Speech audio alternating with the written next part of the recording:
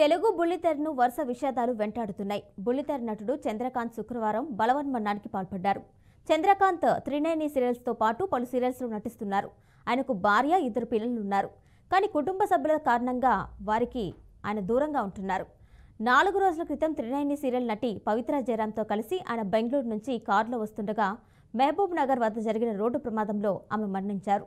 చంద్రకాంత్కు గాయాలయ్యాయి. దీంతో మానసికంగా కుంగిపోయిన ఆయన శుక్రవారం మధ్యాహ్నం మణికొండ మున్సిపాలిటీ అల్కాపూర్లో ఉన్న అపార్ట్మెంట్లో ఉరేసుకొని బలవన్మరణానికి పాల్పడ్డాడు. స్నేహితుల మధ్యాహ్నం నుంచి పలుమార్లు ఫోన్ చేసినా స్పందించకపోవడంతో ఫ్లాట్కు వచ్చి చూడగా విగతజీవిగా కనిపించాడు. దీంతో పోలీసులకు సమాచారం ఇచ్చారు. చంద్రకాంత్ తండ్రి చెన్న వెంకటేష్ ఫిర్యాదు మేరకు పోలీసులు కేసు నమోదు చేసి దర్యాప్తు చేస్తున్నారు.